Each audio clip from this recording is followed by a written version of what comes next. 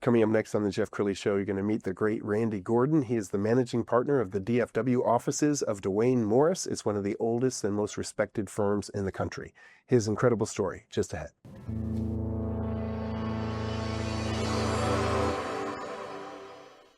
Many are predicting that the worst is yet to come, which is unfortunate, said one person here. Until now, they've enjoyed the reputation of being the nation's icebox. Watched a burglar in his home this morning by webcam. As a journalist of over 25 years, stories are what make my world turn. Reporting live from the Dallas newsroom tonight, Jeff Crilley, Fox 4 News. But in 2008, I took the jump from my familiar life and started a PR firm from my home. We're talking about anyone with a camcorder like the one I'm using becomes a television network. We started slowly growing the company, and we now have over 100 clients, and we've branched into the world of live digital broadcasting. I now own 8 different TV studios and have a huge team, and the stories that I now get to share are sometimes the most important of my life. Life has a funny way of coming around full circle. This is the Jeff Crilley Show. Well, if you've watched this show at any point in time, you know I love to feature entrepreneurs. I love to feature people who are rising to the top of their industry, and anybody who's been successful in any walk of life isn't afraid to get their hands dirty. And that describes my next guest, Randy Gordon. He's the managing partner of the DFW offices of Duane Morris. Thanks for coming on the show. Well, thank you for having me. All right, when I say get your hands dirty, your career, long before law, started in the livestock auction business, which was a little bit of a dirty job. Yes, my dad, my uncle owned in western Kansas a sale barn, a livestock auction, I think more popularly known as. But my first job was on sale day washing the hogs, and then coming in the following weekend to clean out their pens. When I became a lawyer, my father told me that my job really hadn't changed all that much over the course of my life. So here we are. And you have a legendary career even before law. You've been on the faculty of A&M. You teach courses. Tell us about that part of your life. Yeah, well, before I went to law school, I was actually a college English teacher at the University of Kansas. And then I joined the A&M faculty about 10 years ago. I'd done some adjunct work at SMU, really most of the time after we moved here in 1995. And so I'm principally associated with the law school, which is in Fort Worth, and as part of this, many of you have probably seen this gigantic campus that's being built in Fort Worth. I teach a variety of classes from first-year classes like torts to more specialized classes like legal philosophy. And you came on my radar screen because one of our partners is the Dallas Business Journal, and you were just on the front page of the DBJ. Let's go ahead and pull up the article. Duane Morris Law Firm to double Dallas office space at Crescent. First of all, great building. So what do you attribute all this success to? Because you started this 5 years ago in Dallas. Yeah, it'll be 5 years next spring in February. The Dallas legal market is explosive. It's probably one of the fastest growing in terms of number of firms coming to town. I don't really know that the number of lawyers has grown all that much, but certainly the number of competitors that have moved in have. And then, of course, as you see in the news every day, Dallas and Fort Worth have an influx of new clients, and lawyers tend to move toward the food. Yes. So right before the show, I asked Randy what was his favorite case of all time, and he says, "Well, it wasn't the case. It was the memory of the Oklahoma City bombing." So share that story with us. Yeah, this is falls under the category of my weirdest day in court. I was practicing law in Oklahoma back in 1995. I'd been there for 3 years, I think, at the time. But we had a trial that was starting the very first day on behalf of Dow Corning. The first trial for a new product And so, it had a lot of activity associated around with it.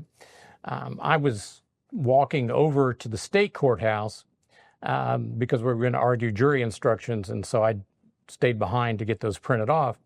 I was walking over to the courthouse, heard a loud noise.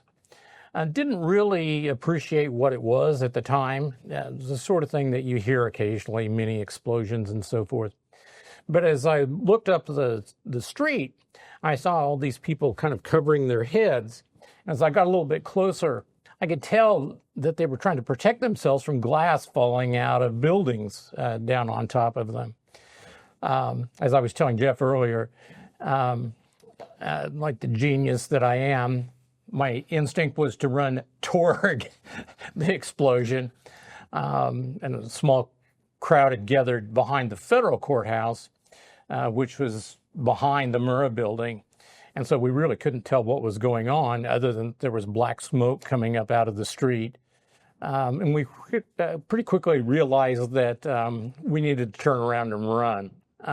And it was really a number of hours later when we figured out what had actually happened, and that it was, as Jeff was saying, the first act of domestic terrorism, really. Yeah. I mean, God saved you. I mean, had you been, a block or two away, you could have been right there in the middle of it. Yeah, it's a strange day. Yeah. Let's go ahead and show the international website for Duane Morris, because you guys have some 900 attorneys around the globe. What are some of the offices that you guys have? We're, of course, historically centered in the Northeast. I think the firm principally, if you talk to the firm historian, would say that we were a Dallas, New York, Delaware firm.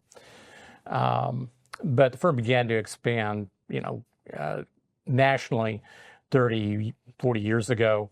And by now we have domestic offices in most every major market. And then we're heavy in Asia, centered around Singapore, but we have offices in Vietnam, for instance, as well. And we have a big London office. What is the firm best known for? I think historically, even though we're a full-service firm, the largest number of firms are litigators, trial lawyers of some sort. So I think that has been a focus of the firm.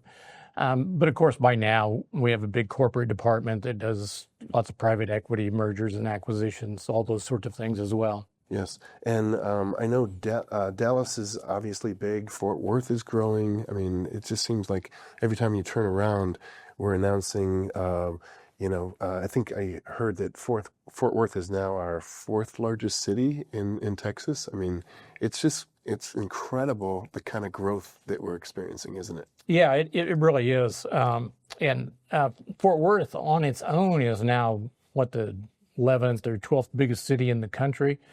And of course, one of the things that New Englanders have to learn when they come down here is that Dallas and Fort Worth aren't like Minneapolis and St. Paul. They're really different, very different markets.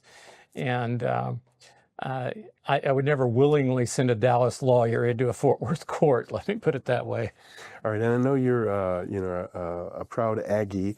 You also have another claim to fame. You own Reveille's sister? Yes, my dog Bonnie Lee is Reveille 10's sister, and a great-great-grandniece or something like that of Reveille 8. So okay, how did that come about? Well, the breeder is actually in Kansas. So this is somebody that I had known. I'm from Kansas, and it was a breeder that we'd known about.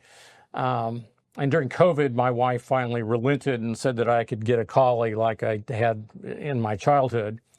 So when I picked my dog Bonnie Lee up, she was about 9 weeks old.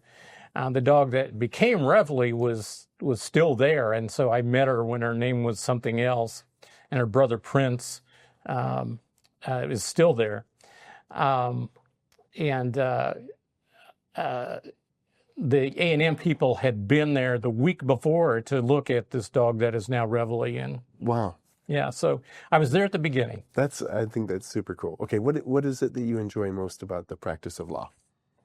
The thing that's most attractive about it is the complexity. I'm an antitrust lawyer, and I have a related specialty in RICO, the Racketeering Act, which is also one of my academic specialties. And so I like the complexity of those kinds of matters. That's my favorite thing. And then, of course, I like teaching law. Yeah. Is it hard to prove a antitrust case? It is very difficult. Although in the current climate, I think that we will see more antitrust litigation than we have. What happened is at one point the Chicago School of Economics kind of occupied that field.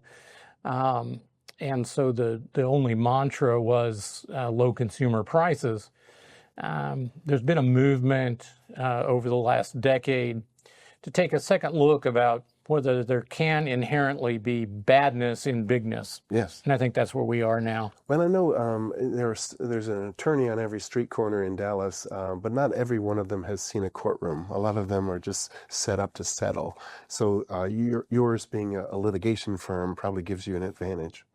Yeah, I think so. We've got a very deep bench across the board.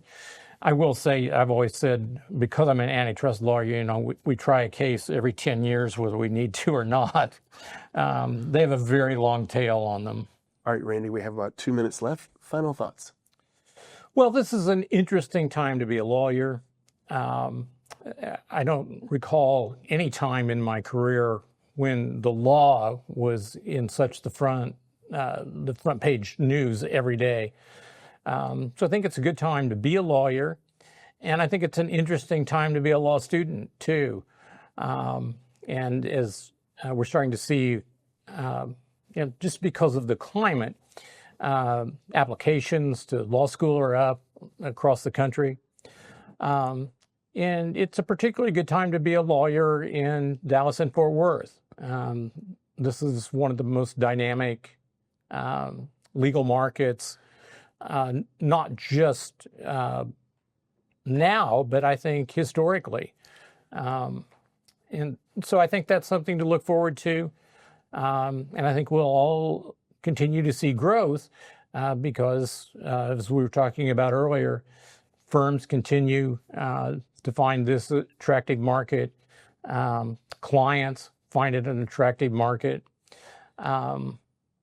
So all in all, I think it's a terrific time to be a lawyer, and we found it a terrific time to be at Duane Morris, as we talked about in our expansion.